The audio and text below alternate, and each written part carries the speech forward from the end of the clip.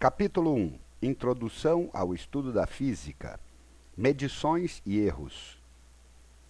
Medir uma grandeza física significa comparar esta grandeza com uma outra grandeza do mesmo tipo, escolhida como termo de comparação ou padrão.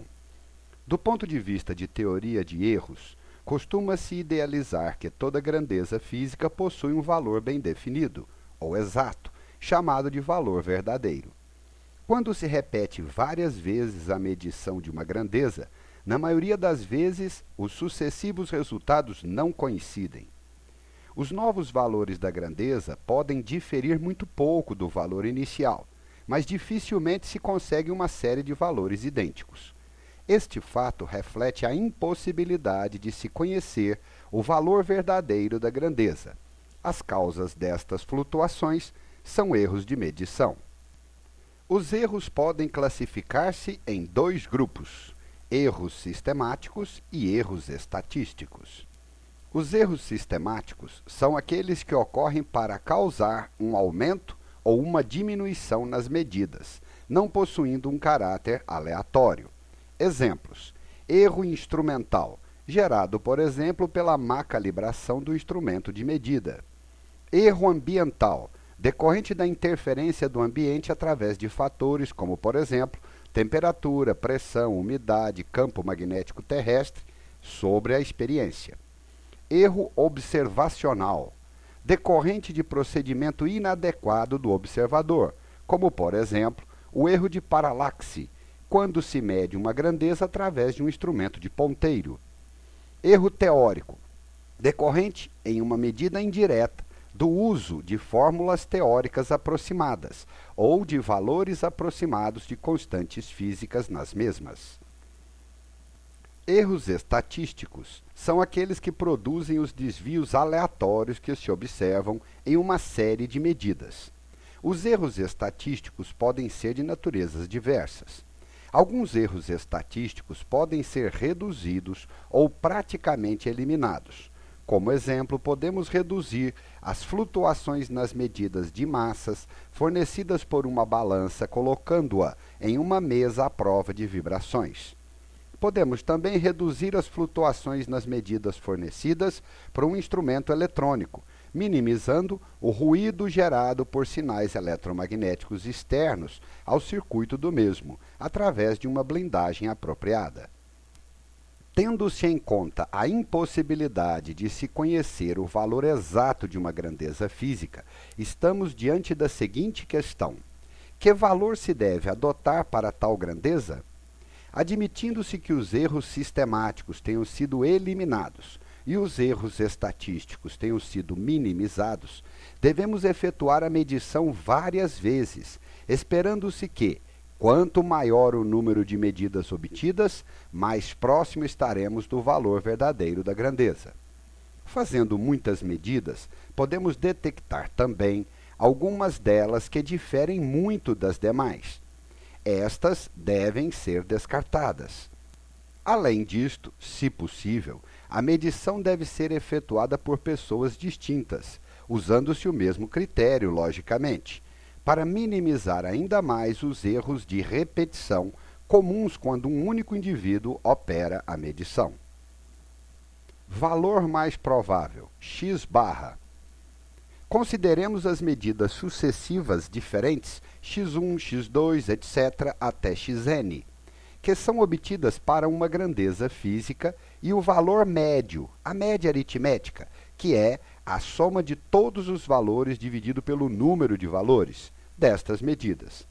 Na prática, como não se efetuará um número infinito de medições dentro do universo de medidas obtidas, o valor médio dessas será o valor mais provável da grandeza. Desvio absoluto.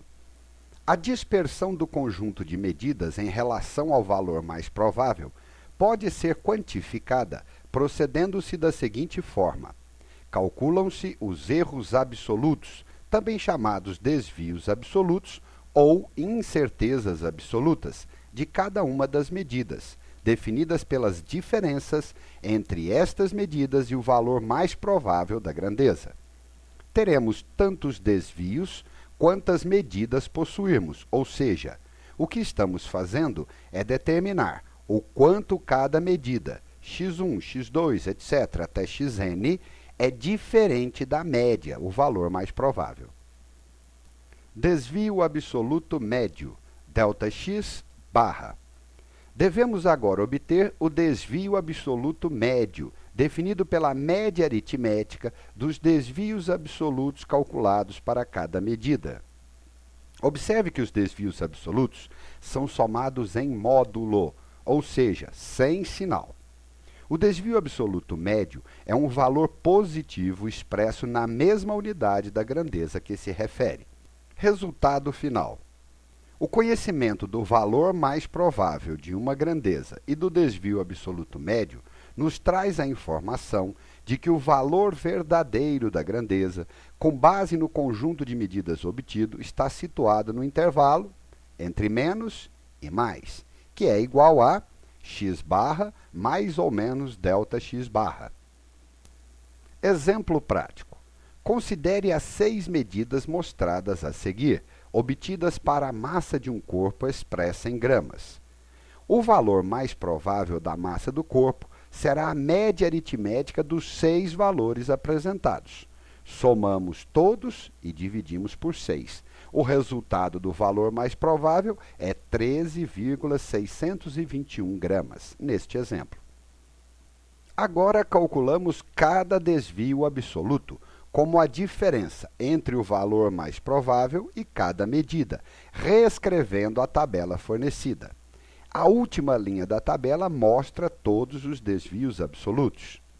O desvio absoluto médio será a média aritmética dos 6 desvios absolutos sem sinal. Somamos todos os valores da última linha, dividimos por 6 e encontramos como desvio absoluto médio, neste exemplo, o valor 0,0118 gramas.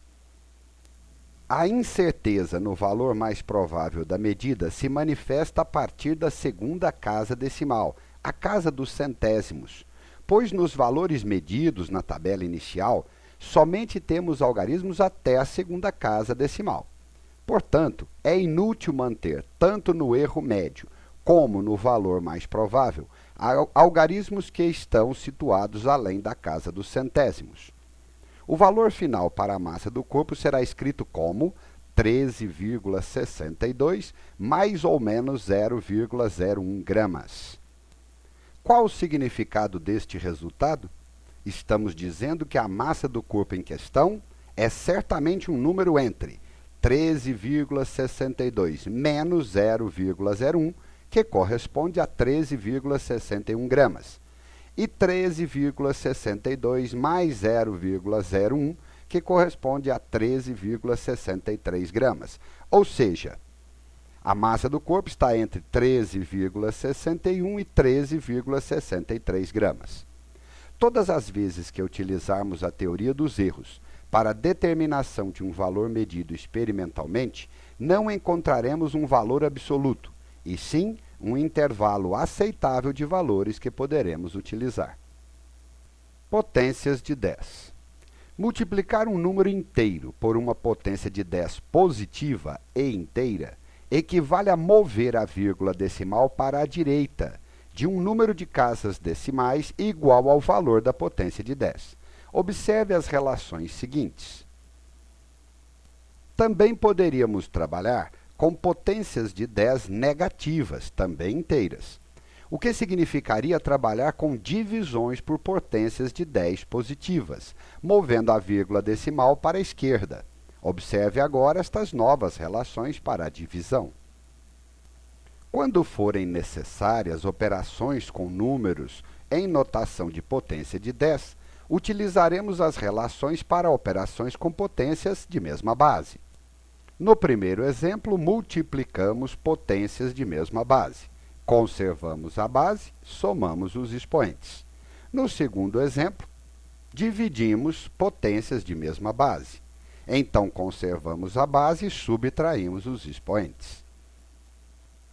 Escrever um número em notação científica significa escrevê-lo em potências de 10, deixando apenas um único dígito diferente de zero à esquerda da vírgula decimal. Desta maneira, as potências de 10 resultantes podem assumir qualquer valor. Exemplos. 15.000 metros pode ser escrito como 1,5 vezes 10 à quarta metros. 0,0345 volts como 3,45 vezes 10 a menos 2 volts, utilizando notação científica. Escrever um número em notação de engenharia significa escrevê-lo em potências de 10, cujo expoente seja múltiplo de 3, não importando o número de dígitos diferentes de zero à esquerda da vírgula decimal. Nos exemplos, 150.000 quilômetros pode ser escrito como 0,15 vezes 10 à sexta quilômetros. 0,0000345 amperes pode ser escrito como 34,5 vezes 10 a menos 6 amperes, no formato de notação de engenharia. Escrever um número em notação de engenharia permite a substituição da potência de 10 por um prefixo, que é acrescentado ao símbolo da unidade da grandeza com que se está trabalhando. A tabela a seguir apresenta as potências de 10 múltiplas de 3, seguidas dos correspondentes nomes e símbolos dos prefixos equivalentes às potências de 10. Por exemplo, 150 nanômetros são 150 vezes 10 elevado a menos 9 metros. 5 terabytes, 5 vezes 10 elevado a 12 bytes. Isto em notação de engenharia. Ordem de grandeza. Ordem de grandeza é a potência de 10 escrita em notação científica mais próxima do número apresentado. Por exemplo, qual a ordem de grandeza de 55? O número 55 está entre 10 e 100, ou seja, 10 menor que 55 menor que 100. Esta relação pode ser escrita da seguinte maneira, utilizando-se potências de 10. 10 elevado a 1 menor que 55 menor que 10 elevado a 2. Então é fácil ver que tem de estar entre os expoentes 1 e 2. Escrevemos o número em potência de 10, fazendo a aproximação do número que multiplica a potência comparativamente com 5. Se o número que multiplica a potência for menor ou igual a 5, utilizaremos o expoente da potência. E se o número que multiplica a potência for maior que 5, utilizaremos o expoente da potência acrescido de uma unidade. Exemplos. 2,15 vezes 10 elevado à quinta. A ordem de grandeza é 5. 7,38 vezes 10 à oitava. A ordem de grandeza é 9, pois 7,38 é maior que 5. 5,26 vezes 10 elevado a menos 3. A ordem de grandeza é menos 2. Somamos uma unidade ao expoente, porque 5,26 é maior que 5. Exercício proposto número 1. Pare o filme, resolva o exercício e depois confira a resposta.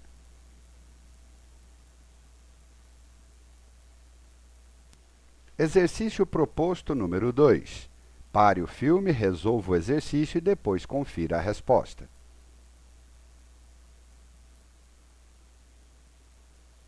Exercício proposto número 3. Pare o filme, resolva o exercício e depois confira a resposta.